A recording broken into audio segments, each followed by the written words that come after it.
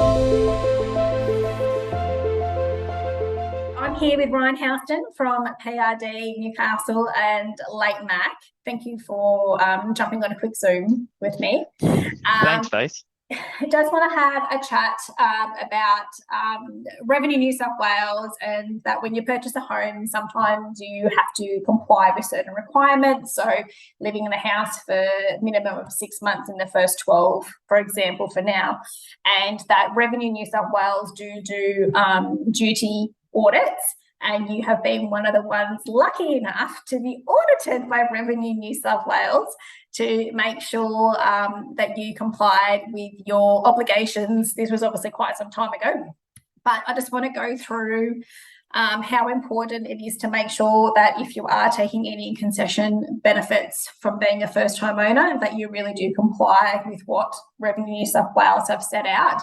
And I know that you had a hard time trying to prove, for someone that's so organised, you had to basically sign your life away and prove for like 12 months that you did what you were supposed to do. So can you just run through, I suppose, your experience from being first contacted with Revenue New South Wales and just how long it took and what you had to provide, and just your experience with getting audited? Yeah, no worries. So my story was I bought my first home in 2013. It was a off-the-plan townhouse in Jesmond, and most of the reason I wanted to buy that was because of the first home buyer grants that were on offer at that time. Yeah. Now, back then it was a $10,000 first home buyer grant, and it was then stamp duty fully waived as well. So I thought, well, how good's this? And for me, that was actually a perfect time to actually move in away from my parents into my first home. So I did that, thankfully. And then I got a job doing fly in, fly out over in Western Australia. And I honoured the fact that I lived in there for 6 months. That was the minimum requirement. I actually lived in there about 8 months. And then I flew out, fly in, fly out, and I actually rented the property out. Now, ever since then, from 2013 or 2014, when I started renting it out, to then 2020, I actually had it rented out that whole time. Then October 2020, so we're about 18 months ago now, I get this random email from New South Wales State Revenue saying that you're being audited in regards to your first home buyer,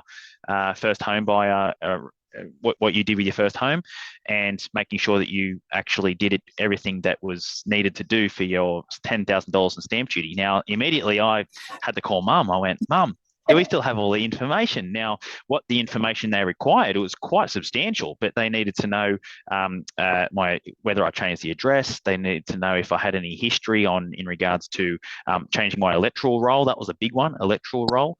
They even said that they even had data in regards to your common routes to drive. Now, I'm not sure how. I'm not sure how. Yeah.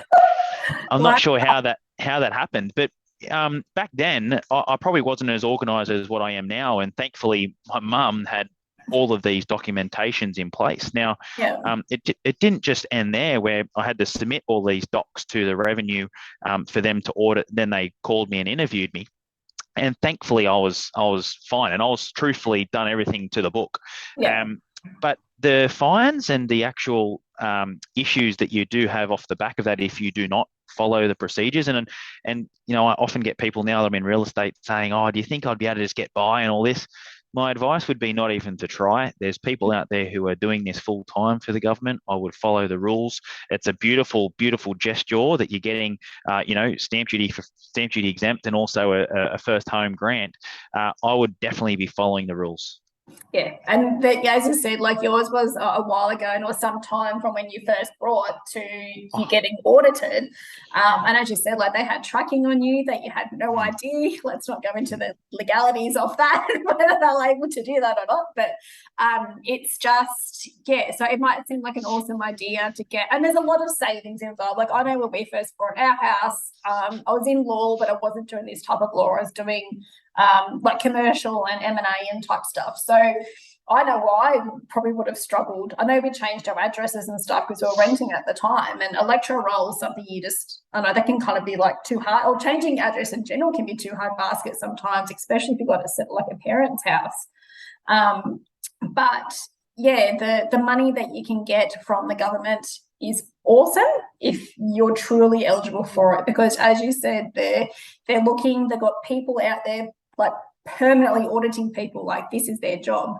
And it's just, if you do get caught, I mean, there's fines, there's interest, there's all sorts of things. So I'm sure there's people that have been getting away with it, and good on them if they have. But even as you said, there was a massive time period from when you first settled and were eligible until you were until you got audited by revenue. So you said that the electoral roll was a big one.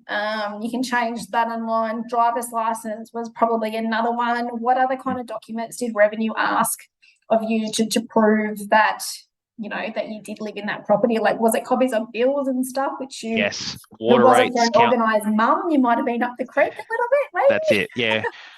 Water rates, council rates, those ones as well. So typically every single thing that you can think of, if you were to live in the place strata, like you want to make sure that that is your actual address.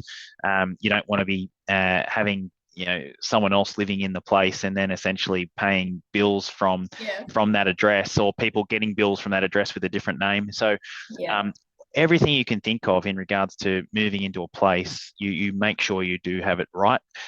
Because I remember, even the guy, the assessor or the auditor, he was a nice fellow, and he was just explaining to me that if I didn't have this evidence, that they would, your guilt. So what they were saying is you'd have to go through a pretty substantial process in regards to trying to prove your innocence, and it would probably cost some money. I didn't get down that path, thankfully. But I was actually very nervous because, like you said, it's a 7-year gap, and all of those details, or I didn't think I had them. I didn't have them on my computer. I was looking everywhere, and thankfully I was able to, I had hard copies and I was able to scan. But my suggestion would be totally just do it right. Do the 6 months, follow the rules, because you don't want to be paying back a fine, paying back stamp duty, paying back a $10,000 grant all at one hit, because that could really hurt you. That's for sure. Yeah, 100%. And like, it was about 12 months, wasn't it, the whole process for you from like start to finish? Yeah, it was, because I had to send all the information. Then they came back to me and asked for a few more documents and whatnot. And it was a slow back and forth. But yeah, to get that letter or that email to say that I was in the clear, it was nice. I mean, even though I knew I was, I'd done everything right, so I knew I was fine.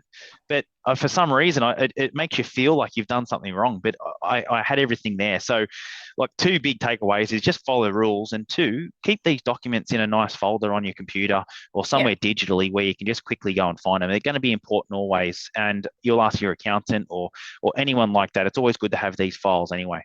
Yeah, so that's a long, stressful 12 months. Like you said, that you knew that you were in the clear, but you still had that hanging over your head. It was like a court date that was going to catch up with you or something. Like, you've still got crazy. Are they going to come back and believe me, or are their trackers or their systems going to say that I was somewhere else? So, well, thanks for jumping on. I said I only wanted to do a quick one. I knew that you'd tell people that, people get audited and no one believes you, and it does happen because it happened to you. So, thanks for jumping on. And, just, I guess the takeaway is just think twice if you're looking at maybe trying to claim a first-time owner benefit when you're not technically eligible. Your conveyancer or solicitor should be going through with you what the requirements are. Even having a partner that's owned stuff before, can set you out as well. So it's really important that when you tick those boxes on those revenue forms, that you're really going to do what they say. So thank you for that. Thanks, Stacey. Thank you so much. See ya. Bye.